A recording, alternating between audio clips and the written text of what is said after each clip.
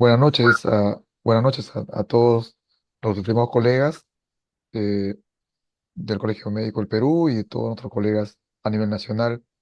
Eh, Esta noche es una noche especial dentro del contexto que se ha querido hacer un programa de caso patológico, clínico patológico mensual. Es por ello que hoy hemos programado nuestro primer caso clínico patológico a cargo pues de excelentes ponentes. Siempre he sabido que en la universidad y pregrado tenemos un caso clínico que discutimos siempre como caso clínico especial los fines de semana o un caso clínico a veces al mes y reunimos un caso importante. Esta noche tenemos como nuestro primer caso clínico patológico denominado el doctor Pedro Weiss, al doctor Víctor Valencia Caballero. Él es médico asistente de medicina interna del Hospital Arzobispo Loaiza, catedrático de la universidad y gran formador de varias promociones en nuestro hospital y muy conocido por sus enseñanzas en casos clínicos. Hoy nos tiene un excelente caso clínico que esta noche va a compartir con nosotros. Y en la parte final tendremos la disquisición patológica con el doctor César Chan, patólogo de nuestro hospital, jefe del servicio de anatomía patológica del hospital Arzobispo Loaiza. Doctor Víctor Valencia, dejamos a su cargo la exposición de este caso clínico patológico esta noche y muchas gracias por la participación de usted. Muchas gracias, doctor Rolly Galeaga. Eh, a través suyo, agradecer a todo el equipo de gestión del Colegio Médico, ¿no? Resaltando una de las actividades importantes de nuestro colegio médico, que es precisamente también la parte académica, ¿no? Que nos convocaría cada cierto tiempo. Es para mí, para quien habla, un honor especial empezar estos conversatorios clínico-patológicos que van a ser realizados por el colegio médico de periodo mensual. Quien les habla es el doctor Víctor Valencia Caballero, médico internista del Hospital Arzobispo Loaiza. Soy profesor asociado de la Universidad Nacional Mayor de San Marcos. Y, he sido convocado esta noche para presentarles un concepto nuestro, un caso muy interesante, que sale un poco de lo frecuente que vemos en el Loaiza. Como ustedes saben, el Hospital Loaiza hace algún tiempo atrás era un hospital de predominancia femenina, pero en los últimos años, debido a disposición del Ministerio de Salud, ahora atendemos tanto varones como mujeres. Pero siempre la tradición ha sido ver pacientes femeninas y no es por nada, parece que siempre las mujeres son más interesantes que los varones. Y entre ellas pues está pues las enfermedades autoinmunes y siempre vienen a nuestro hospital, acuden a nuestro hospital. Y nuestro servicio, como es un servicio femenino, no podía ser la excepción, un caso de esto, de este tipo, pero que sale un poco, o salió un poco de lo acostumbrado que solíamos ver. En próximos minutos ustedes lo van a percibir mucho mejor. Bien, el caso que nos convoca esta noche es una paciente de sexo femenino de 39 años. Ella es una técnica de contabilidad de ocupación. Nació en Huánuco, pero ya de hace muchos años vive acá en Caraballo, en Lima. Como antecedentes importantes, ella tiene un hipotiroidismo, cuyo tratamiento que lleva desde el 2018 tratada con levotiroxina, un comprimido de 100 microgramos al día. Luego, en los últimos meses, lo redujo a 50 miligramos. Asimismo, se le practicó una cesárea hace 6 años por un hijo podálico y no presenta otros antecedentes de importancia.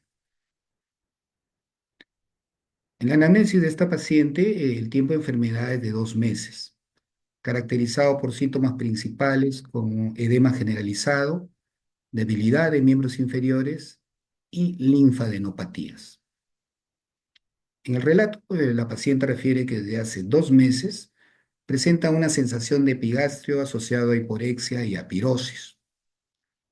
Un mes antes del ingreso, empieza a percibir hinchazón de tronco y de miembros inferiores, con un leve aumento de volumen de los mismos.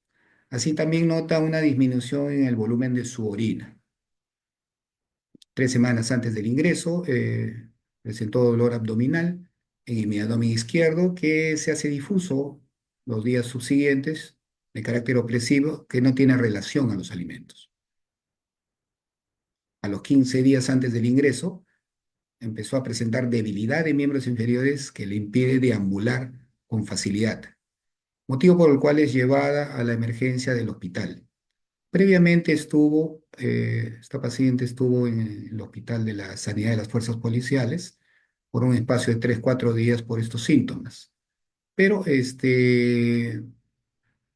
pidió su alta por motivos personales y fue al Hospital Loaiza para la evaluación del presente evento. Niega fiebre, náuseas y vómitos, no hubo alteraciones en la deposición y tampoco presentó baja de peso significativa. Entonces, la paciente, un edema generalizado, debilidad de miembros inferiores, presentó y también un dolor abdominal en la anamnesis recabada. Al examen físico, sus funciones vitales, la presión arterial está en 130/80, una frecuencia cardíaca de 90 y una frecuencia respiratoria de 20 a febril. Lee palidez de mucosas y presenta edema de miembros inferiores con fovea 1 cruz. Pero también al examen físico se encontró adenopatías cervicales que no pasaban de 1 centímetro y que a nivel axilar también las presentaba bilateralmente y alguna de ellas llegaba hasta los 2 centímetros. En el aparato respiratorio, una disminución del murmullo vesicular en tercio inferior de mi tórax izquierdo. En el abdomen presentaba un abdomen blando, algo distendido, no doloroso a la palpación. Se percibía un hígado de 5 centímetros debajo del reborde costal derecho. No impresionaba oleada ni matidez desplazable. Genito urinario sin alteraciones.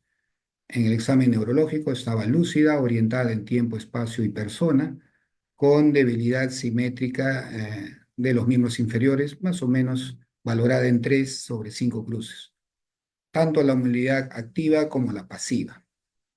Los reflejos osteotendidosos rotulianos estaban disminuidos, la sensibilidad estaba conservada, no había por si acaso nivel sensitivo, pares craneales también en evaluación de caracteres normales y no habían otros reflejos patológicos.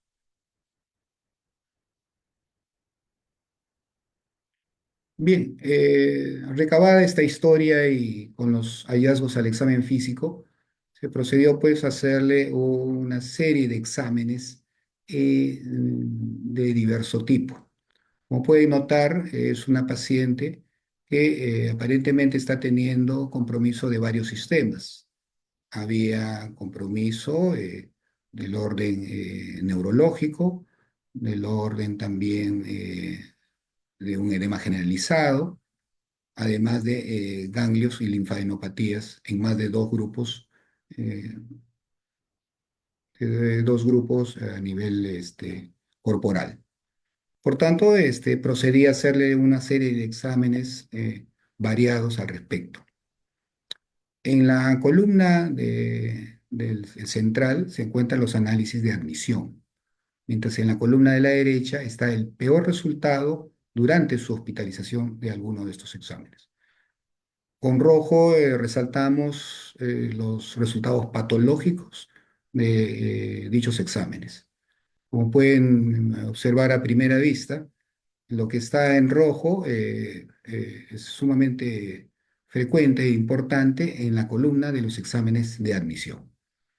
Por ejemplo, bueno, los leucocitos estaban al principio normal, 6.550 leucocitos con una fórmula normal.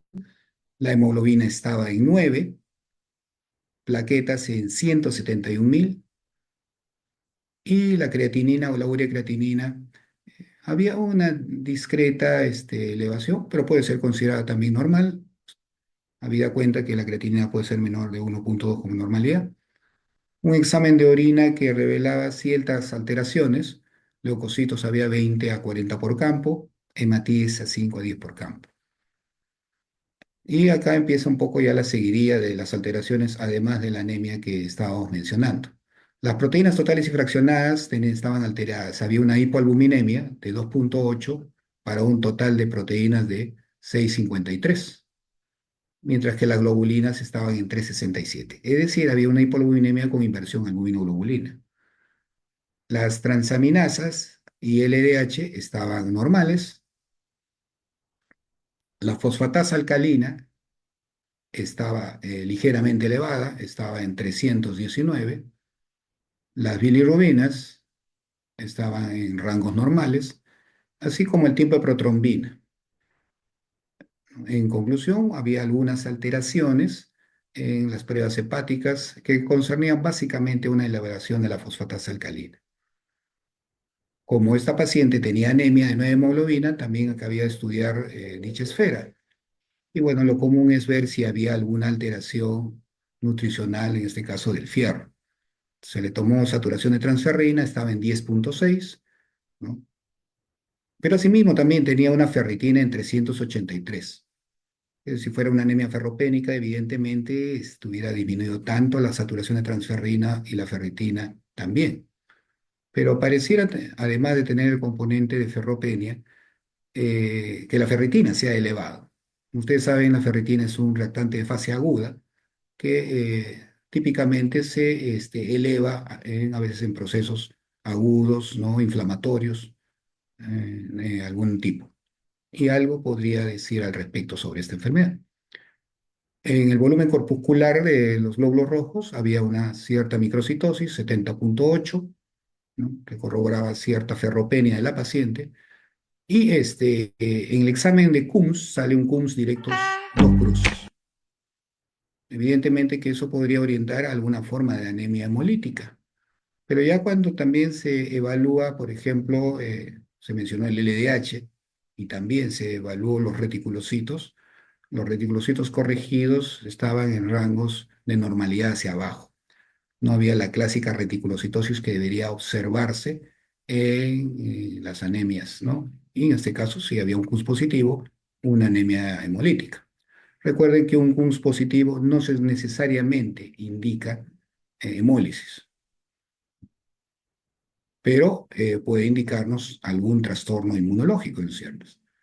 La vitamina B12 estaba disminuida en 111, el valor es de 200, el ácido fólico estaba normal, los electrolitos estaban normales, el ácido úrico ligeramente elevado, estaba en 9,7, un dato también importante, siempre cuando hay ácido úrico elevado habría que siempre ver la creatinina.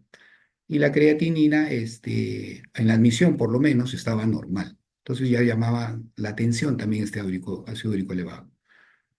Recuerden que la paciente tenía por antecedente hipotiroidismo y cuando se le evaluó esa esfera, ¿no? Se encontraba que un TSH estaba en 9,8 y el T4 estaba disminuido. En alguna medida habría alguna forma de hipotiroidismo, ¿no? Hipotiroidismo primario, que era el antecedente que probablemente estaba trayendo a la paciente o traía como antecedente. Y se le también terminó anticuerpos antiperoxidasa, los cuales estaban elevados en 115, con lo cual marcaba que podría tener alguna forma de hipotiroidismo autoinmune, que es un hecho no infrecuente en las mujeres. Se le tomó serológicas, VIH, HTLV1 y VRL, los cuales fueron negativos. La velocidad de sedimentación estaba bien elevada, en 67 milímetros a la hora. La proteína C reactiva estaba en 7,2. Recuerden que el valor referencial es 0,5 por lo general, estaba 14 veces elevada. Y otro dato interesante era la beta 2 microglobulina, ¿no? Estaba elevado a 8,72, teniendo un valor normal de hasta 2,2. La beta 2 microglobulina por lo general lo tenemos como un marcador de algún proceso linfoproliferativo, pero también se puede apreciar en procesos inmunológicos o en procesos inflamatorios una elevación, ¿no? Se le tomó, por tanto, inmunoglobulinas, estas inmunoglobulinas, la IgG, la IgM, la IgA, las cuales la única relativamente elevada fue la IgG, 2200, siendo un punto de corte de hasta 1500, estando la IgM y la IgA normal. Se le tomó complemento sérico, C3 y C4, que lo hacemos muy familiarmente cuando sospechamos, por ejemplo, de lupus en las pacientes, y salió en niveles normales. Pero hablando de esta enfermedad, pues precisamente los anticuerpos antinucleares, que por lo general en nuestro hospital salen día después del complemento, el complemento lo tenemos más rápidamente, y eso es explicable por el procesamiento del examen. Los anticuerpos antinucleares toman su tiempo. Salió sobre 1/400 un patrón moteado, lo que ya de repente en un principio estaba orientando hacia algún determinado tipo de enfermedad. Se le pidió también anticuerpos ANCA, o sea, anticuerpos anticitoplasma neutrófilo, generalmente para vasculitis lo pedimos, el cual salió negativo, un perfil lipídico en valores normales, y debido a que esta paciente tenía anemia ferropénica, ¿no? O la ferropenia puede ser por disminución en la ingestión o de repente algún problema de no adecuada absorción del fierro o alguna pérdida macroscópica o microscópica. Bueno, por historia no tenía una pérdida macroscópica y se procedió a pedirle un test inmunológico en heces, cual salió positivo, lo que podría denotar alguna forma de pérdida, alguna forma de hemorragia digestiva en algún punto del tubo correspondiente. Estos son los datos más importantes. Ya en la hospitalización, en los días de la hospitalización, bueno, en la columna de la derecha, los leucocitos llegaron a más de 14.400, habiendo cierta neutrofilia, un predominio neutrofílico de un 80%, el hemograma. La hemoglobina cayó un poco a 8, y como vamos a ver más adelante, esto casi sucedió a las 2 semanas de internar a la paciente, de 171.000 plaquetas cayó a 7.000 plaquetas. Un dato que resultó crucial a la hora de formular algún diagnóstico presuntivo en la paciente. La creatinina también se elevó a 1,91 en algún momento, con la urea también a 124. Por ese segmento patológico se le hizo un cultivo, el cual resultó negativo en la proteinuria de 24 horas, que estaba en 719 en la admisión en un volumen de 1.200, lo encontramos días después a casi 3.073 miligramos en un volumen de 1.500, casi tocando un poco el rango de una proteinuria de carácter nefrótico en la paciente. La fosfatasa alcalina, que estaba en 319, se elevó a 590, y los electrolitos estaban muy normales. El ácido úrico, que estaba en 9,7, se elevó hasta 11,5. El PCR, que estaba en 7,2, se elevó hasta 10,8. Y la beta 2 microglobulina, que estaba en 8,72, se elevó un poco más, a 9 inclusive. Entonces, estos fueron en general los datos de gabinete inicial más saltantes en la admisión y durante el internamiento. Bueno, debido a ese dato, pues que a veces resulta un dato que resalta a la vista y que ya conduce a veces a algún pensamiento diagnóstico, como son los anticuerpos antinucleares, patrón moteado 1/400, pues lo que se procede a realizar en los pacientes es pedir el conocido perfil ENA, el perfil de los antígenos nucleares extraíbles, donde, bueno, hay una serie de variantes. Hay perfil ENA para 15 antígenos y hay inclusive hasta para más de 40. Bueno, la paciente tenía que costear un poco sus exámenes, o sea, tratamos de racionalizar un poco los medios para los exámenes. Se le pidió un perfil de esta naturaleza, saliendo en gran parte negativo, pero salió positivo en dos antígenos en particular. El antígeno SSA nativo positivo y el Ro52 combinante positivo. Este tipo de comportamiento inmunológico del perfil es interesante, y cada vez creo que va tomando protagonismo a la hora de interpretar ciertas enfermedades con alguna alteración inmunológica. Entonces, resultan siempre y van a resultar esenciales en la visión general de todo paciente con alguna sospecha de enfermedad inmunológica. O sea, un ANA positivo con estos dos antígenos positivos. Debido a que había una hipoalbuminemia con inversión albuminoglobulina, lo que se quería hacer, bueno, en acto seguido, es realizarle una evaluación sobre el comportamiento de las proteínas y se pide el examen que es un proteinograma electroforético. En el proteinograma electroforético salió unas proteínas de 6,9, una inversión albuminoglobulina, como ya lo habíamos visto en las proteínas totales, y un leve aumento de alfa-1 globulina, pero no respondiendo a algún patrón que de repente se podía haber sospechado, algún principio un patrón monoclonal o un patrón policlonal evidente. No, no, el proteinograma no revelaba nada de eso, solamente la hipoalbuminemia y la mera inversión de albinoglobulina. Bueno, esta es la ecografía, una ecografía que se le hizo en el hospital, un poco la nitidez, donde se le encontraba como elemento saltante un hígado grande de 23 centímetros, catalogado por una hepatomegalia severa. No había otras alteraciones, al menos en esa ecografía.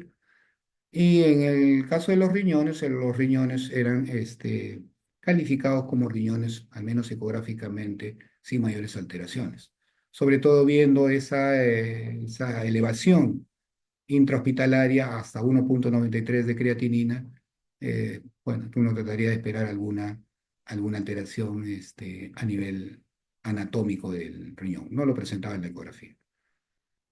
Ella también trajo una tomografía de 3 semanas antes del ingreso al hospital, una tomografía ambulatoria, que básicamente describía que no había patomegalias entonces, pero describían múltiples adenopatías con un eje corto de 10 milímetros ubicadas a nivel del espacio intercavo aórtico y paraórtico con extensión a ramas ilíacas externas e internas, ¿no? En no menor de 3 en cada compartimento. E incluso en el lado izquierdo impresionan de mayor tamaño hasta medir 17 milímetros en el eje corto. Esto es de una ecografía ambulatoria de 3 semanas antes del ingreso. Y se la tomó básicamente porque estaba presentando el dolor abdominal que se describía un poco en la historia inicial, en la análisis inicial. Bueno, estas son las tomografías sí realizadas en nuestro hospital, ¿no? Particularmente enfatizadas en los ganglios que habíamos encontrado en el examen clínico, sobre todo cervicales. Como pueden ver, acá hay un pelotón de ganglios a nivel de la tráquea. Incluso podemos retrocederlo. Todos estos son ganglios casi mediastinales y paratraqueales, con algunos ganglios axilares también.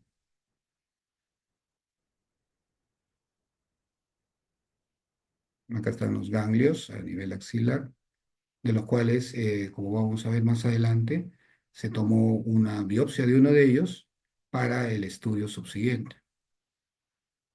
Acá en el abdomen ya relevaba cierto crecimiento del hígado y también lo que destacaba, como pueden ver, es un derrame pleural bilateral a predominio izquierdo, un cierto crecimiento del hígado, pequeñas adenopatías paraórticas, pero probablemente lo más importante eran esas adenopatías. Acá en la visión anterior era una ventana mediastinal. Acá en la ventana pulmonar, lo que destaca nítidamente es el derrame pleural, ¿no? Un derrame pleural bilateral a predominio izquierdo, pero con campos pulmonares más o menos respetados. El parénquima se presenta como normal. Esta es una visión coronal, donde es básicamente para poner en, en la vista un importante derrame pleural predomino del lado izquierdo, pero asimismo también un mediastino ensanchado por los ganglios que presentaba la paciente.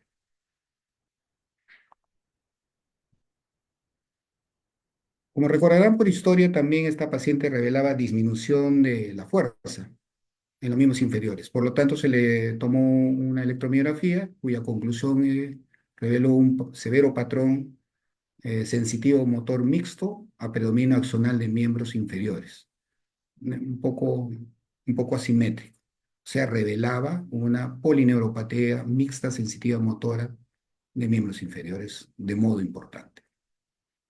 O sea, esa debilidad tenía una traducción electromiográfica. Bueno, como siempre, a todo paciente con problema de anemia y sobre todo problemas de enopatías, hay que evaluar la médula ósea. Se le hizo un aspirado de médula ósea en el hospital y bueno, aparentemente no habían mayores alteraciones en el aspirado inicial. Se le hizo incluso citometría de flujo, ¿no? Una evaluación un poco más compleja de la muestra obtenida del aspirado, pero también no revelaba mayores alteraciones. Y bueno, como siempre a todo aspirado lo acompaña una biopsia de hueso, en donde, bueno, ya con más lujo de detalles seguro hablará el doctor César Chan. Nos quedamos básicamente con revelar una médula con celularidad de 45% de tejido adiposo con presencia de las tres series hematopoyéticas de adecuada modulación con hiperplasia megacariocítica. Recuerden que este paciente en alguna vez, en un tramo importante de su historia, hizo una severa eh, plaquetopenia, ¿no? Entonces, bueno, podría haber una relación de esa hiperplasia megacariocítica con lo que se ve. Ese dato también va a ser muy importante tomar en cuenta, como van a ver más adelante.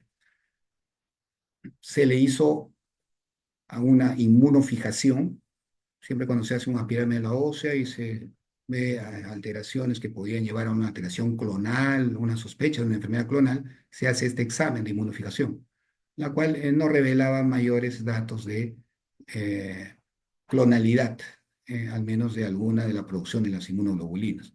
Es más, incluso la inmunoglobulina M estaba poco por debajo del valor normal. Bueno, en resumen, la historia clínica contempla una mujer de 39 años con antecedente de hipotiroidismo autoinmune en tratamiento. Es admitido por un episodio de 2 meses con los siguientes problemas. Un síndrome hematoso con una proteinuria nefrótica, de rango nefrótico, una polineuropatía axonal sensitivo-motora severa de miembros inferiores, una anemia ferropénica y megaloblástica, por los datos evidenciados de baja tanto de fierro como vitamina B12, una linfadenopatía generalizada, porque se evidenciaban ganglios cervicales, ganglios también axilar, y por tomografía, ganglios a nivel mediastinal y algunos en abdominales. Pero también a todo esto matizados por algunos exámenes importantes de laboratorio, como hemos podido mostrar, ¿no? Marcadores de autoinmunidad, un ANA 1/400, un patrón moteado, con en perfil ENA, con algunos hallazgos como el SCA nativo, una cruz, y el RO 52 recombinante, una cruz, y el CUMS positivo. Y con algunas alteraciones de laboratorio, como es una elevación de la fosfatasa alcalina, de la proteína C reactiva, del ácido úrico, de la beta 2 microglobulina y una hipoalbuminemia moderada. Entonces, esto es un poco el sumario de la presentación clínica de este presente caso. Muy bien, con esta presentación, pues, ¿no? Como le decía al principio, ¿no? El Hospital Loaiza se caracterizó por mucho tiempo por ser un hospital femenino. Y pese a que ahora estamos en igualdad de condiciones en número de camas, tanto para varones como para mujeres, pues se mantiene la tradición de que a nuestras salas, sobre todo salas que ven pacientes de género femenino, las enfermedades autoinmunes son muy frecuentes cuando son hospitalizadas. Y entre ellas, pues, siempre está presente el lupus, ¿no? Bueno, en alguna medida todos estos años, contra nuestra voluntad, algo hemos aprendido de lupus, algo hemos visto de lupus, pero como de repente, al final de esta presentación, nunca terminaremos de entender a esta enfermedad en su complejidad, ¿no? en su presentación. De tal modo que inclusive el lupus en algún tiempo fue conocida como la enfermedad del internista. ¿Por qué? Porque tiene alteraciones a diferentes órganos. Es una enfermedad multisistémica, una enfermedad sistémica por excelencia y que presenta o se puede presentar bajo una serie de caretas, ¿no? Clínicas, pero que, bueno, en combinación siempre hay que tenerlas en mente, en sospecha cuando se tiene un cuadro de esta naturaleza. Y nosotros teníamos pues una paciente con una enfermedad sistémica, ¿no? Un paciente con un problema aparentemente de un síndrome nefrótico, con una polineuropatía, con un problema hematológico, con un problema de serositis, había derrame. Entonces, todas esas connotaciones hacían pensar fácilmente un lupus. Y más aún si nos sale un ANA positivo, 1/400 patrón muteado, ya no habría que discutir más el problema, ¿no? El diagnóstico inicial al primer día o al segundo día de haber sido admitida esta paciente era un lupus, ¿no? Y por la naturaleza de su presentación con los dos órganos, supuestamente en este lupus, en este supuesto lupus, con su presentación renal de síndrome nefrótico, de una polineuropatía, son los órganos claves en el pronóstico de un lupus. La parte renal y la parte neurológica son...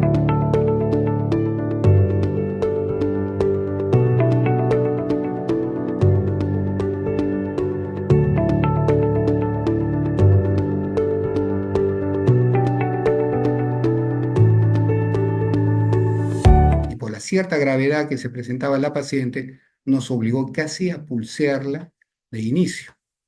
Bueno, algunos calificarían de un acto temerario, pero bueno, en algunas oportunidades lo hemos hecho y bueno, felizmente gracias a Dios nos ha dado resultados, pero eso es sopesando un poco los parámetros clínicos con los que presenta la paciente.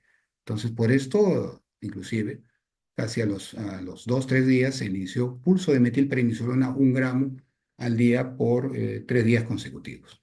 Se pensó en lupus, pues, así es porque acá les presento los criterios del lupus. El criterio del lupus se han pasado por la historia por tres grandes propuestas diagnósticas. La del Colegio Americano de Reumatología, que típicamente hasta el 2010 dominaban, ¿no? Con los clásicos 11 criterios de la enfermedad.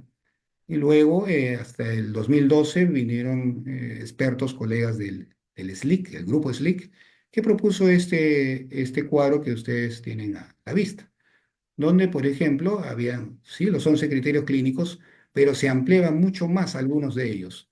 Por ejemplo, incorporaban alopecia, que no había en el Colegio Americano de Reumatología, ahora sí, un hecho tan frecuente, tan común en el lupus.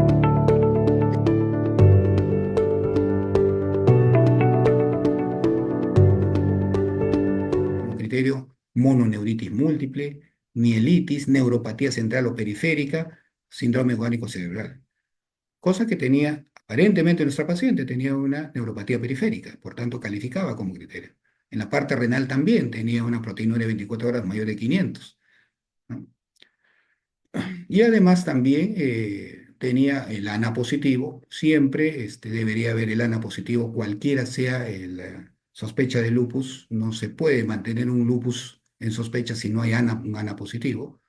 Bueno, el anti-DNA que marca sensibilidad, especificidad en el lupus, lo mismo que el anti-Smith, ¿no? Y un dato que siempre se le ligó a actividad del lupus, que era la hipocomplementemia de C3, C4 o CH50, una enfermedad por excelencia que consume complemento. Antes, hasta hace poco, era actividad solamente. Hoy se conoce como un criterio formal si está presente. E inclusive un CUMS directo positivo, en ausencia de anemia hemolítica.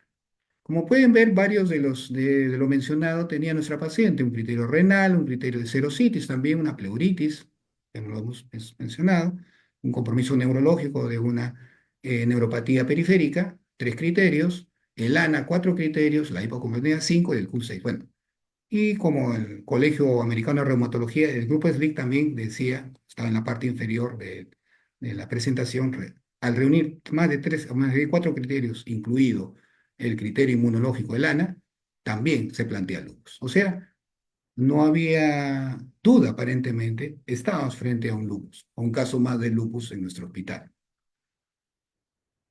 El 2019 es la tercera reformulación, si cabe el término de proponer nuevos criterios. En 2019 se juntan el EULAR, el grupo especializado en reumatología, y el Colegio Americano de Reumatología para formular los criterios del lupus. Y bueno, la ventaja de estos nuevos criterios de EULAR ACR del 2019 es que son más sensibles y algo más específicos que los anteriores, que el ACR y que el SLIC, y por eso le da inclusive combinados una potencia diagnóstica de 1.9 mayor al SLIC 1.8 y mayor de 1.76 que la CR. Es decir, por poco, pero mejora la sensibilidad y especificidad en conjunto cuando sea evaluada. Los criterios del EULAR ACR del 2019 son los criterios que hoy por hoy más se están utilizando para intentar diagnosticar o reconocer un lupus, ¿no? Aquí están estos nuevos criterios, que ahora son conocidos como dominios, dominios constitucionales, cutáneos, articulares, psiquiátricos, serocitis, hematológicos, renales, parámetros inmunológicos, algunos similares al SLIC, pero un poco más comprimido. Por ejemplo, en las manifestaciones neurológicas desaparece lo que es la neuropatía periférica y solamente son criterios del delirio, la psicosis y las convulsiones. En cambio, en la parte renal, sí, se mantiene una proteína más de 0.5 y cada uno con su puntaje respectivo. Si le ponemos dar un puntaje tentativo a nuestro paciente, tendría 4 por proteinuria, ¿no? Por serositis, derrame pleural tenía 5 y, y nada más. Y por el ANA, que siempre tiene que estar presente, es criterio de admisión. Se dice que para los criterios del EULAR ACR tiene que tener 10 puntos para calificar como LES. El nuestro habría quedado en la puerta, en teoría, ¿no? Entonces, por el SLIC cumplía criterios diagnóstico de lupus, los nuevos criterios de la CR EULAR aparentemente estuvo a punto de cumplirlos. Pero bueno, ahí siempre tendría que ver la sospecha clínica de mantener el lupus. Pero aquí veo un detalle especial de esta paciente. Ganglios crecidos, linfadenopatía generalizada en un lupus. Bueno, se dice que es un hecho relativamente frecuente. Particularmente sería interesante si en la sala hay también colegas que manejan lupus, ¿no? No, no es muy frecuente encontrarlos, ¿no? Pero la literatura habla de 25 hasta 60% como un hecho frecuente de aparición en el lupus, generalmente a nivel cervical, axilar, inguinal, como en nuestra paciente. Aparece a veces o más frecuentemente, si lo va a ver, en la primera etapa o durante las recaídas de la actividad del lupus. Son ganglios ligeramente blandos, indoloros, y que disminuyen con los corticoides, que como ustedes bien saben es la terapia para el lupus. Su histología es relativamente inespecífica, ¿no? Y en el diagnóstico diferencial de una linfadenopatía por lupus debería considerarse, por ejemplo, la enfermedad de Kikuchi, una enfermedad generalmente de orientales, de japoneses, linfadenitis, denominada también linfadenitis necrotizante histiocítica aguda, pero que generalmente son ganglios que se confían a la zona mediastinal. No hace más linfadenopatía en otros sectores. Generalmente es un cuadro agudo y no tan exuberante como en nuestro caso, pero se reporta relativa asociación de esta linfadenopatía rara de Kikuchi asociada al lupus. Puede un lupus también tener linfadenopatía por tuberculosis, sífilis, algunas enfermedades virales, en fin, sobre todo por tuberculosis. En alguna medida puede ser común ver, sobre todo cuando tratamos lupus con corticoides, que empiecen a crecer ganglios debido a los corticoides, cosa que no es un poco la situación de nuestra paciente porque estaba virgen de todo tratamiento. En el hemisferio norte, pues es más prevalente la sarcoidosis, cosa que no vemos en el Perú, en Latinoamérica. Y una cuestión muy importante, ¿no? En la literatura hay bastantes escritos acerca de que el lupus es una condición de riesgo para desarrollar linfoma, sobre todo linfoma de células B, ¿no? O un linfoma no Hodgkin, ¿no? Es un hecho claramente conocido. y probablemente es la razón más importante por la cual en un paciente con lupus que le aparezca ganglios debe hacerse una biopsia de ganglio, ¿no? En tratar de descartar un linfoma. Y por ahí, al final, ya en el estribo, una enfermedad que se llama la enfermedad de Caster. Bueno, se estudió el ganglio linfático. Esto se lo vamos a dejar básicamente al doctor César Chan. Él mismo reportaba folículos linfoides con centros hialinos vasculares en una disposición de hoja de cebolla que él reportó, ¿no? Interfolicular con numerosas células plasmáticas dispersas y que estaría en relación con la enfermedad de Castellan, sobre todo por esta característica, el ganglio en hojas de cebolla. Él lo explicará con lujo de detalles, es una foto de la biopsia precisamente que procesó el doctor César Chan. Bueno, si sale una enfermedad de Castellan en la biopsia o una sospecha macroscópica en la lectura, tiene que procederse a la inmunohistoquímica. Y la inmunohistoquímica se le hizo una serie de marcadores, ¿no? Y que confirmaban en ese sentido la enfermedad de Castellan. Pero para ello, de todas maneras, se tiene que pedir unos marcadores adicionales, son los kappa, los lambda, para completar el estudio. Y vamos a ver que eso es muy importante para tipificar ante qué estamos, ¿no? Bueno, si acaso, porque a veces, bueno, por protocolo también hematología envía a las muestras también al INE. Se ratificó lo que mencionó el doctor César Chan, una enfermedad de Castleman de tipo hialino vascular, ¿no? Con marcadores positivos en ese sentido y también solicitaron inmunohistoquímica. Bien, entonces esto ya cambiaba un poco la situación, ¿no? Un lupus clínico, inmunológico, pero por los ganglios, en la biopsia, una enfermedad de Castleman. En esta presentación ponemos los síntomas más presentes del lupus al inicio, generalmente artritis al 69%, rash malar 40%, y después ya en menor porcentaje están los otros. Y llama la atención pues que, bueno, esta paciente no debutaba recientemente con artritis, no necesariamente tendría que tener artritis para dejar de pensar en lupus. Los anticuerpos, la positividad. Como pueden ver, el ANA tiene una gran positividad, ¿no? Una gran sensibilidad del 95 al 100%, ¿no? Casi no hay lupus si no hay ANA positivo. Pero lo contrario, puede ser factible también. Puede haber lupus o puede haber ANA positivo y no necesariamente ser lupus. Esa es la clásica balanza de la sensibilidad y la especificidad. A mayor sensibilidad, baja la especificidad, ¿no? Entonces, esas son las atribuciones que en este caso tiene el LAN. Por ahí estaba el anti-SSA, ¿no? Que había salido positivo, 30-40%. No es muy fuerte la sensibilidad, ¿no? Y lo mismo el anti-SSB, que puede ser considerado como un anti-RO también de baja sensibilidad. Y acá están en el cuadro de la derecha, está el diagnóstico diferencial y las enfermedades que mimetizan lupus, ¿no? Hay una serie de condiciones, ¿no? Y de las cuales, si ven en la parte de enfermedades hematológicas, ahí está la enfermedad de Castellan. O sea, la enfermedad de Castellan se puede poner como ropaje de lupus, así es. Entonces el dilema era, en la sala, ante estos hallazgos, incluyendo al ganglio. No había dudas de una enfermedad de Castellan porque la biopsia le indicaba así. ¿Es una enfermedad de Castellan todo o es una enfermedad de Castellan más lupus? Bueno, sobre la enfermedad de Castellan, unas palabras, ¿no? Es un raro grupo heterogéneo de desórdenes linfoproliferativos, una linfadenopatía en general, que comparten características comunes en la biopsia ganglionar y que en grupos de casos presentan múltiples manifestaciones clínicas sistémicas. Es decir, la enfermedad de Castellman no se torna, se restringe a ser una entidad donde crecen los ganglios y nada más.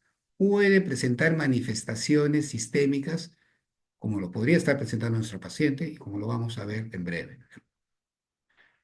Tiene determinadas características histológicas, subtipos bien marcados, puede ser una vascular hialina, puede ser otro de tipo plasmocítico, pueden ser mixtas. Un dato importante, pueden ser unicéntricos, es decir, en un grupo ganglionar puede ser, a veces el Castleman cervical solamente, Castleman a nivel axilar, ¿no? Algunos reportes hablan de que pueden ser mayoritarios, son 75%, y los famosos multicéntricos que comprometen más de dos localizaciones, grupos ganglionares, en un 25%. Por ejemplo, en serie de casos en la África subsahariana, están muy relacionados a herpes virus tipo 8, ¿no? El virus del papiloma, como ustedes conocen, y también a VIH. Es muy común en la prevalencia más alta en el mundo de VIH en esa zona, ¿no? En Estados Unidos, la incidencia de los unicéntricos, o sea, es de 16% por millón, mientras que los multicéntricos de 5%. Es decir, más frecuente en el oeste son las presentaciones unicéntricas. Para el Casteman no se ha identificado factores de riesgo y el tipo de enfermedad de Casteman multicéntrico no asociado a virus 8 o a VIH se le conoce también como idiopático, como vamos a ver en una clasificación breve. La fisiopatología es bien compleja, creo que va a exceder de esta reunión. Solo podemos decirle que se han encontrado un grupo de pacientes relación a elevación de interleuquina 6 como una especie de tormenta de citoquinas. La interleuquina 6, como saben ustedes, nos trae al recuerdo, al mal recuerdo, digamos, las épocas del COVID, cuando también se planteaba en el COVID severo, ¿no? La famosa tormenta de citoquinas, porque esta interleuquina estaba sumamente elevada. Bueno, en algún grupo de pacientes esto está elevado. El factor de crecimiento endotelial también es un parámetro importante. El laboratorio se hace en Lima, por si acaso, no lo hicimos en la paciente, y también el factor necrosis tumoral. Acá en este cuadro, para mostrarles cómo el Casteman se puede dividir en dos grandes grupos, unicéntrico y multicéntrico. Definitivamente no es unicéntrico por lo que estamos describiendo, sería un multicéntrico clínicamente. Y ahí hay tres variantes. Una es la asociada a infecciones, a herpes virus tipo 8, asociado a enfermedad de Castellman multicéntrico, que pueden ser VIH positivo o VIH negativo. Como vamos a ver, se hizo estos estudios en la paciente, ya de saque se le había hecho VIH a la paciente, la cual negativo, también descartaba el virus tipo 8. Pero aquí, ¿qué es lo interesante de esta enfermedad? Que también tiene una ligación infecciosa en algunos casos. Y ya estamos viendo que podría tener también implicancias autoinmunes y por la naturaleza del crecimiento de los ganglios, podría ser considerada inclusive una especie de linfoma o prelinfoma. O sea, es una enfermedad fascinante que tiene los tres grandes grupos de enfermedades, ¿no? Implicados en ellas, pero de repente en grupos distintos, ¿no? Según el tipo. El otro variante es el POEMS, más o menos conocido en general por nosotros, por los internistas, en fin, por algunos especialistas también, porque los involucra. El POEMS es un acrónimo, es polineuropatía O de organomegalia, E de endocrinopatía, M de gamapatía monoclonal y S de skin, alteraciones en la piel. Bueno, nuestra paciente podría tener las tres primeras letras de este acrónimo: polineuropatía organomegalia, tenía un hígado de 21 centímetros, recuerden, y un hipotiroidismo que, bueno, que ya lo podía tener de larga, de hace 4 años, 5 años, pero ahí se podría incluir. Pero, ¿qué lo descarta el POEMS? El POEMS generalmente está asociado a gamapatías monoclonales, lo cual no tiene nuestro paciente, ¿no? Y en el estudio de inmunificación también lo ratifica. No hay clonalidad importante o una clona que esté disparando alguna proteína o ninguna inmunoglobulina en particular. Por la polineuropatía era muy, muy fuerte la posibilidad en su momento de plantearla. Y finalmente nos quedaríamos con la entidad del medio, que es la enfermedad, ¿no? Multifocal Castleman, variante idiopática. Esta variante idiopática tiene a su vez dos tipos: una idiopática de significado desconocido y otra que se llama variante de enfermedad de Castleman multicéntrica tipo TAF. Y ya veremos en breve qué es esto. Bueno, para terminar de completar redondear el examen, el estudio de la paciente, se hizo pues precisamente el estudio, en este caso de inmunistoquímica para descartar herpes virus tipo 8, lo cual fue negativo y por tanto lo excluía de la variante infecciosa que hemos dicho en un momento atrás, ¿no? Y ratificaba para kappa y para lambda positivos.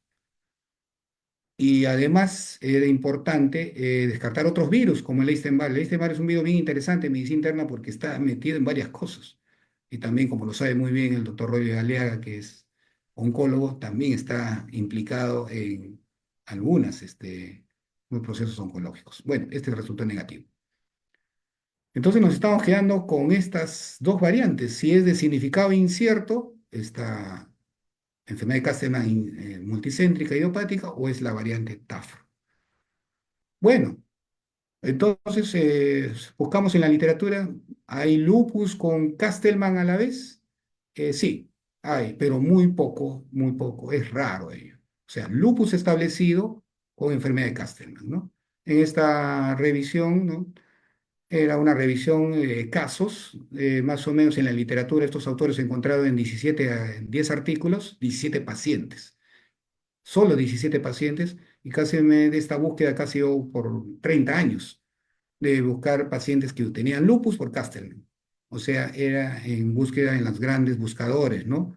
Medline, Bayes, Scopus, en fin, donde salían solamente 17 pacientes. Entonces, como siempre en medicina, siempre hay algún caso, pero en el orden, el calificativo de raro.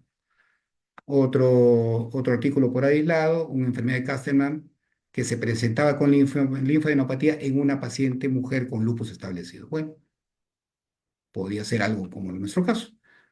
Y hay casos también donde el lupus mimetiza una enfermedad de Castleman multicéntrica. Acá hay un reporte, es decir, lo contrario, ¿no? Que a un Castleman se le puede añadir un lupus. Es más o menos el sumo de este caso también interesante. O sea, puede haber lupus en donde se añade Castleman o un Castleman al que se añade un lupus. En este caso era una enfermedad de Castleman donde después salió anticuerpos anticulares y completó criterios de lupus. Entonces volvemos al dilema inicial. La paciente, además de Castleman, tiene LES, pero había algunas cosas un poco que nos frenaban para diagnosticarles. Un LES con complementos normales C3 y 4 es realmente raro. En medicina puede pasar de todo, pero cuando un LES está activo, generalmente baja el complemento. Pero en la paciente, en 2 a 3, creo, controles de complemento, salió normal.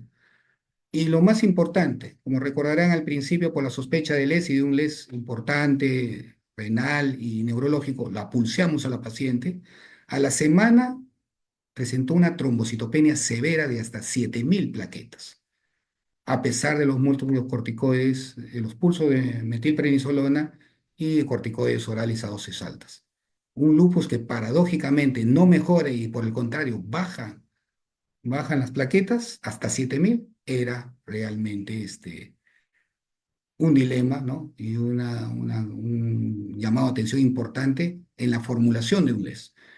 Bueno, y creo que cualquiera que conoce un poco de LES diría, la biopsia renal debería dirimir ello. Sí, pues tuvimos muchas ganas de hacerle biopsia renal a la paciente, porque en la biopsia renal se determina con marcadores específicos el lupus, pero también no se podía hacer esto por las 7.000 plaquetas. Ningún nefrólogo iba a asumir hacer una biopsia renal con solo esta cifra tan dramáticamente disminuida. Entonces, acá en este cuadro ponemos los criterios diagnósticos de enfermedad de Castleman multicéntrica idiopática, ¿no? En donde los criterios mayores deben ser histología compatible, que los tiene, y agranamiento de más de 2 grupos ganglionares que los tiene. O sea, los criterios mayores los reunía. Y de ahí una serie de 11 criterios laboratoriales y clínicos en donde habíamos demostrado que el PCR estaba elevado, que había anemia, que había trombocitopenia, que había disfunción renal y que había hipominemia. Casi 5 criterios de 6 aproximadamente. Y de los clínicos, bueno, síntomas constitucionales, agrandamiento del vaso, acumulación de fluido, ¿no? Ambas los tiene, ¿no? Estas características de pápulas violáceas, angiomatosas, en fin, eso no lo tenía, y una amnitis intersticial que no lo tenía. Solo basta 2 de estas 11 para proponer el caso de en el espectro de un Castleman, producir o proponer una variante idiopática, ¿no? Pero para eso tiene que descansarse todas estas enfermedades. Que bueno, ninguna de estas las tenía, ya sea por biopsia de ganglio o por marcadores, por ejemplo, virales, Epstein-Barr negativo, el virus tipo 8 negativo, o sea, la importancia de haber hecho estos descartes, ¿no? Y en las autoinmunes, siempre la que quedaba como finalista era el lupus. El resto de enfermedades era poco probable ser planteadas. Entonces, de acá surgía de estas dos variantes, de esta variante de Castellman, ¿no? La variante Tafro y la variante idiopática. En la variante Tafro, ¿qué es Tafro? El acrónimo de los elementos más importantes de este síndrome. T de trombocitopenia, A de anasarca, que puede ser equivalente a derrame pleural o serositis, dolor abdominal, que recuerdan que tenía nuestra paciente, ¿no? Elevación también en la biopsia, puede haber fibrosis reticular. La R es de componente renal, la elevación de la creatinina, y la O de la organomegalia. Eso es TAFR, descrito por primera vez en Japón en el 2010, ¿no? Y tenía algunos componentes, trombocitopenia, luego anasarca, se puede considerar así, elevados niveles de fosfatasa alcalina con transaminasas normales, normalidad de las gamma globulinas, y en la biopsia, recuerdan que le decíamos el dato de la hiperplasia megacariocítica como un dato, pues también a considerar en estos pacientes, ¿no? Y bueno, algunas consideraciones anatomopatológicas.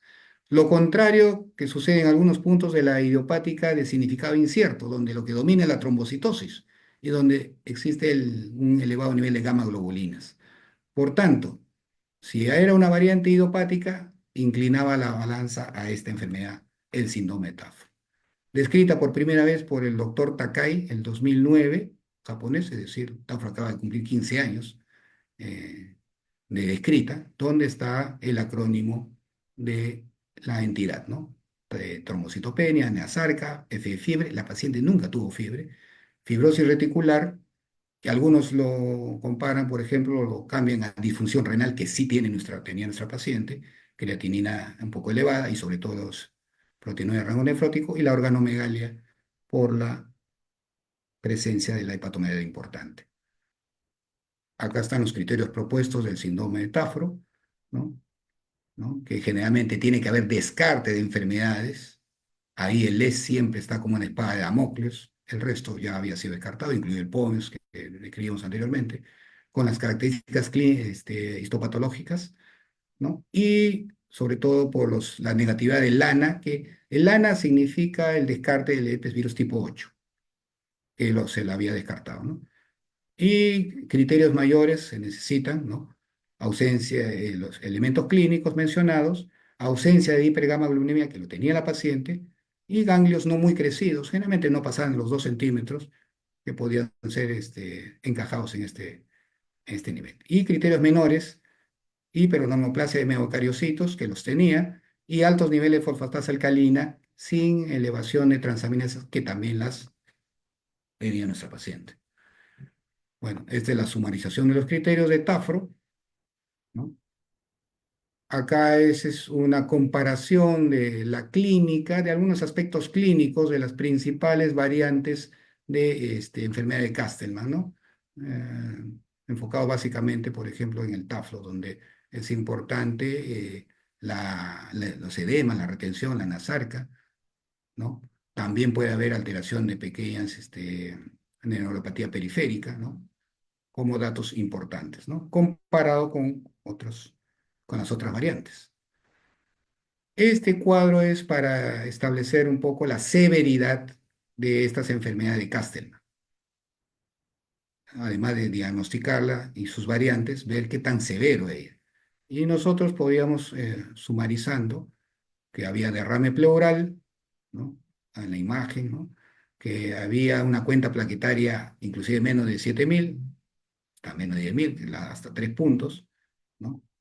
Presencia de fiebre, que no la tenía, ¿no? Compromiso de glomerular, de la filtración glomerular, llegó a menos de 60. Recuerdan que tenía 1,9 de creatinina, haciendo la depuración salía un cálculo menos de 60, ¿no? Y esto le daba también 3 puntos. En total, más o menos, le daba entre 7 u 8 puntos. Una enfermedad ligeramente severa o de grado 3. O sea, si tenía un tafro era de grado ligeramente severo. Acá es para enfatizar un poco los hallazgos que teníamos sin saberlo, luego buscando en la literatura, este síndrome de Tafo asociado a los anti-SSA y anti-Ro anticuerpos en contraste con cualquier otra variante de Castleman. Esto sumariza que en la enfermedad de Castleman, al hacer el famoso perfil Elena, en el Tafro se caracteriza por tener estos dos, el anti-SSA y anti-Ro, lo cual en alguna medida lo tenía nuestro paciente y podría avalar el diagnóstico. Estos son ya algunos artículos donde la enfermedad de Castleman mimetiza un lupus, como en nuestro caso, ¿no? Al final, de repente, no es un lupus, todo fue un Castleman, o es un Castleman por esta variante Tafro que lo mimetiza. Y bueno, en una publicación colombiana reportaron el año pasado un interesante caso de síndrome de Tafro que mimetiza un lupus, que se consideraba como nosotros al principio un LES, pero al final fue un síndrome de Tafro. Y finalmente, ya para no aburrirlos más, bueno, estamos acá con el tratamiento. ¿Qué fue de esta paciente? Es importante establecer un diagnóstico lo más cercano posible porque la enfermedad de Castleman, que es una enfermedad que tiene variantes importantes, ¿no? Se trata siendo una misma enfermedad de modo distinto. De tal modo que para el síndrome, acá presentamos cómo se trata una enfermedad de Castleman multicéntrica idiopática, donde ahí los interleuquinas tipo anti-IL-6 son los más importantes. Ahí está tocilizumab y el sultizumab, ¿no? Y el rituximab queda como una tercera línea. En cambio, en el Tafro, el rituximab toma cierta ventaja sobre el tocilizumab en el tratamiento de los pacientes. Todos los pacientes tienen como tratamiento de primera línea los corticoides y impulsos. Nosotros, parafraseando un humorista sin querer queriendo, dimos tratamiento de pulso de metilprednisolona pensando en un lupus, pero dimos el tratamiento indirectamente para un TAFR, que era el pulso de metilprednisolona. Pero como decíamos y enfatizábamos, bajó hasta 7.000 leucocitos. Entonces ahí nos llevó a la idea, al planteamiento de que había que tratar esto con una dosis, según, considerarla como si fuera un córtico resistente. Y hay tafros córticos resistentes. Y el tratamiento de segunda línea es rituximab.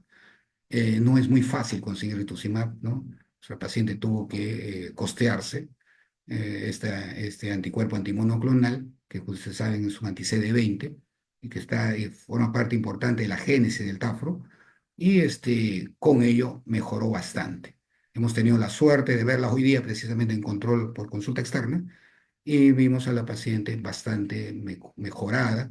De lo que no podía caminar, que salió no caminando, ahora ya camina en un 80-90% y casi todas sus variables de laboratorio alteradas, incluidas las plaquetas, están normalizadas. Las plaquetas en el control de hoy casi salieron más de 200.000. Entonces, hoy por hoy, el tratamiento solamente por algunos casos y por pequeña serie de casos se inclina la balanza rituximab, pero creemos que la palabra no es, terapéutica no está dicha al último en enfermedad de Castleman en esta variante. Todavía se requiere más experiencia, más tratamientos y bueno, hemos tenido la suerte que nos está yendo bien con ella, ¿no? Estos son ya artículos referidos a tratamiento de Tafro, ¿no? Donde, por ejemplo, acá resalta la combinación de rituximab, inclusive con ciclosporina, en pacientes que inicialmente no responden a corticoides, ¿no? O sea, se sigue evaluando tratamientos interleuquina 6, anti-CD20, inclusive con tacrolimus, y bueno, se está todavía en ese sentido, ¿no? Los estudios. Bien, eso es lo que quería transmitirles. Creemos que estamos ante una paciente, creo que la palabra para terminar no está dicha, ¿no? Probablemente un síndrome de Tafro en el contexto de una enfermedad de Castleman multicéntrica, que aparentemente mimetizaría un lupus sin serlo. Con certeza no lo podemos decir, ¿no? El lupus también es una enfermedad desafiante como esta enfermedad de Castleman, que necesitaba otros datos adicionales y una biopsia renal hubiera sido lo adecuado. Bien, acá termino mi presentación para dar paso al doctor César Chan en su presentación. Gracias. Buenas noches. Eh, Gracias, doctor Valdivia, perdón, Valencia. Hemos visto una presentación de algo, un caso extraordinario, y yo quisiera comentar, ¿no? Si pasándonos a términos futbolísticos, diríamos que estábamos viendo un partido donde hasta el minuto 80 teníamos un ganador que era Lupus, y en los últimos minutos aparece un nombre para muchos, incluido para mí, desconocido hasta este caso, ¿no? El llamado síndrome de Tafro. ¿Y qué hizo cambiar todo este esquema? Un hallazgo histológico de una biopsia de unas adenopatías que no eran tan grandes, que eran generalizadas, ¿no? Y con toda la historia inicial, yo como patólogo, al recibir la biopsia de ganglio, había paciente con ANA positivo, ascitis, ¿no? Todo lo que se espera de tener de un lupus. Esperaba ver una hiperplasia folicular con muchas células plasmáticas, y a veces hemos visto lupus hiperactivos que tienen cuerpos hematoxilínicos, ¿no? O sea, todo eso lo que se puede ver en una biopsia de lupus. No esperábamos ver esta imagen tan clásica, ¿no? De un centro, no, para empezar, este centro germinativo todo atrófico, ¿no? Tiene en el centro del centro germinativo, donde no debería haber vasos, hay un vaso hialinizado, ¿no? Eso es absolutamente anormal. Además, los linfocitos poquitos que hay están concéntricamente alrededor del vaso, formando un patrón de hojas de cebolla. Y alrededor de este folículo, ¿no?, involutivo, todos estos son canales endoteliales, ¿no? Canales vasculares con células endoteliales prominentes. Y en el medio de la celularidad de estos sinusoides hay también células plasmáticas. La histología de enfermedad de Castleman es una histología muy clásica, ¿no? Es imposible que un patólogo no vea esto cuando examina una biopsia de ganglio linfático. Y la mayor parte de veces que nosotros hemos visto Castleman ha sido asociado a síndrome de Poems, ¿no? En este caso, estábamos viendo Castleman y lupus, y posteriormente, recuerdo claramente, ¿no? El doctor Valencia se acerca al departamento y nos habla para nosotros los patólogos por primera vez. Tomamos conocimiento del llamado síndrome de Tafro. Como parte de esto, de esta evaluación de esta paciente, se hicieron las pruebas que ya han sido mencionadas, ¿no? Este es el patrón normal en un ganglio, así es como debería verse. Y un patrón de hiperplasia es lo que correspondería a enfermedad de Castleman. La enfermedad de Castleman, según la literatura, pues se ve así como les he mostrado, ¿no? Un centro hialino, el clásico patrón en hojas de cebolla, vasos sanguíneos penetrando el folículo linfoide, y un patrón, ¿no?, de hiperplasia con cadenas ligeras de inmunoglobulinas expresadas en las células plasmáticas. Así es como se ve la enfermedad de Castleman. Y esto ya ha sido presentado, donde se puede ver pues la asociación de esta Castleman multicéntrico con este llamado síndrome de Trafro. A esta paciente también se le hizo una biopsia de médula ósea, porque si ustedes recuerdan, entre los criterios también de médula ósea estaba la fibrosis, ¿no?, del estroma de la médula ósea. Esta paciente tenía una leve hiperplasia megacariocítica. Se hizo una reticulina que no mostró la fibrosis. El estudio de la fibrosis de la médula ósea es importante no solamente para las mielofibrosis, sino para varias condiciones. Incluso pacientes con lupus sistémico pueden tener algún grado de mielofibrosis, que los patólogos evaluamos en la biopsia médula ósea utilizando la coloración de reticulina, siendo este el patrón normal. Esto es una fibrosis de grado 1, fibrosis de grado 2 y fibrosis de grado 3. Y eso es muy importante poder definirlo porque guarda relación con el comportamiento biológico de la enfermedad y con el pronóstico de la misma. Esta paciente tuvo también una citometría de flujo que ya ha sido mostrada, y como también tenía, ¿no?, y en su enfoque inicial se encontró que tenía anticuerpos anti-RO, eh, se trató también de evaluar la posibilidad de enfermedad de Sjögren, Y bueno, en el hospital hay ya una larga experiencia con biopsias de glándulas salivales menores, ¿no? Los que mejor toman las biopsias son los colegas de maxilofacial, ¿no? Los odontólogos, y nos mandan muy buenas biopsias donde el objetivo del estudio histológico de la biopsia de glándulas salivales observar, acá no se ve, ¿no? En la glándula salival acúmulos de 50 o más linfocitos, ¿no? Pequeños puntitos que son linfocitos agrupados en número de 50 o más, ¿no? Forman un foco y el foco, ¿no? Se requiere una determinada cantidad de focos de acúmulo de 50 o más linfocitos para poder encontrar un focus score igual o mayor de uno. O sea, si nosotros viéramos en 4 milímetros cuadrados por lo menos un foco, ¿no? En promedio, diríamos que el focus score sería uno y a partir de ahí tendría significancia para el diagnóstico de síndrome o enfermedad de Sjögren. Lo que nosotros no diagnosticamos es enfermedad de Sjögren. Los patólogos no diagnosticamos Sjögren. Nosotros los patólogos en la biopsia de glándula salival menor solamente determinamos el focus score y un focus score igual o mayor de uno aporta 4 puntos en la escala diagnóstica, 3 puntos en la escala diagnóstica para enfermedad de Sjögren, siendo 4 puntos los necesarios para establecer el diagnóstico final. Entonces, esto es el pequeño aporte, digamos, pequeño no, de las otras biopsias de la médula ósea, del ganglio y la glándula salival, siendo que la biopsia de ganglio linfático resultó en este caso, digamos, en el punto de reconsideración de un diagnóstico, ¿no? Que parecía muy bien establecido desde tomando en cuenta los criterios clínicos y de laboratorio con los que ingresó esta paciente.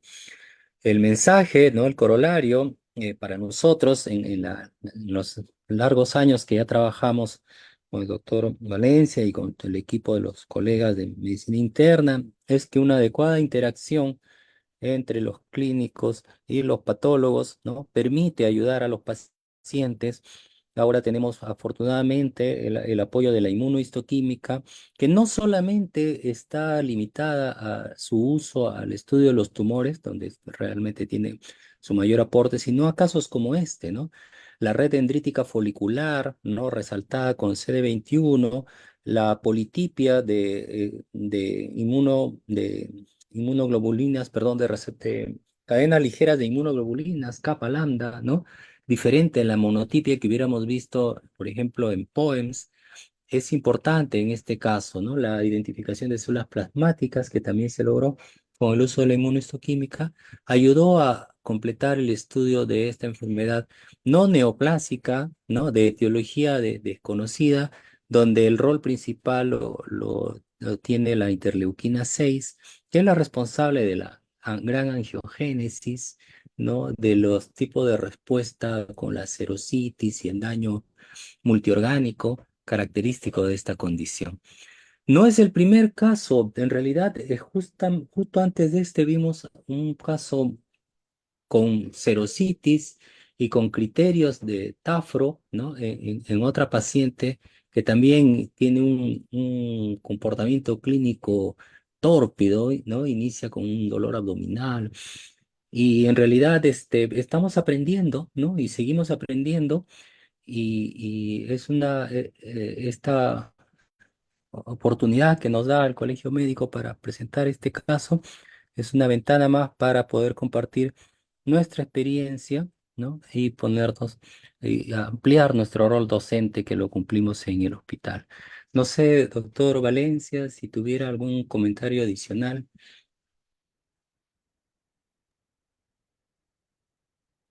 Ok. Gracias, doctor. Sí, Sí. gracias, doctor César Chan, ¿no?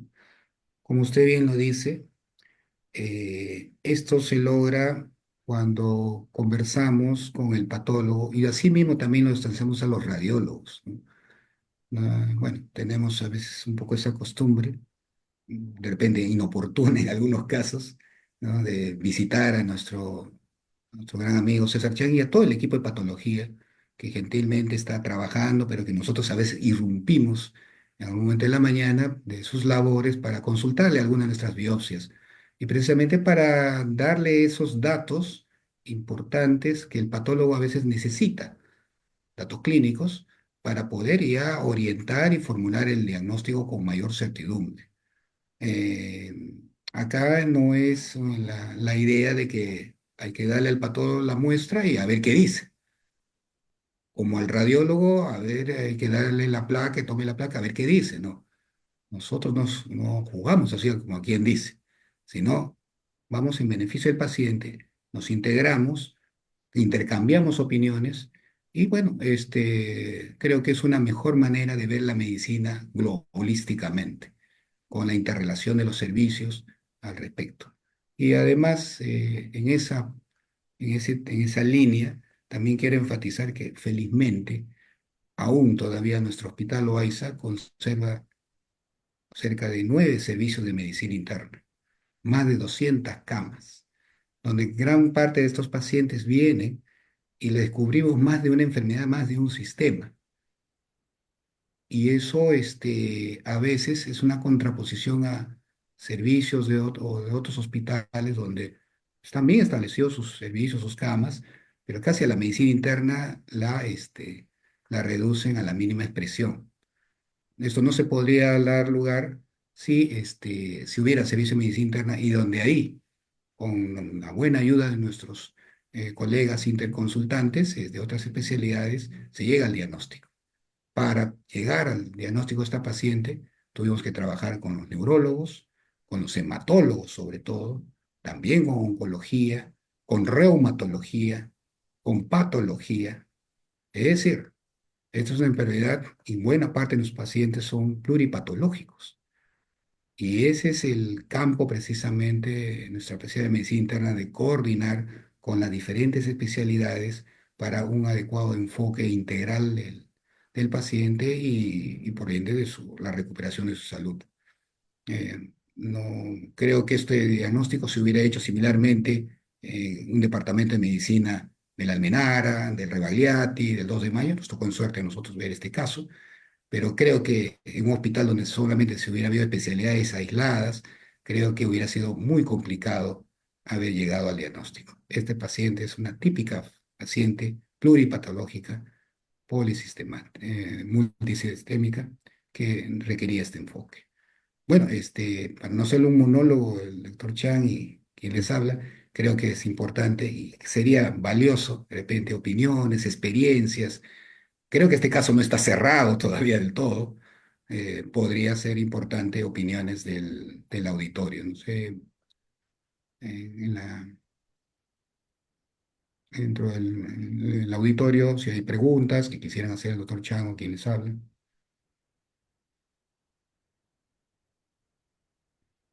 Muy bien, bueno, muchas gracias a todos por su participación y eso sería todo. Nos vemos hasta la próxima actividad. Gracias.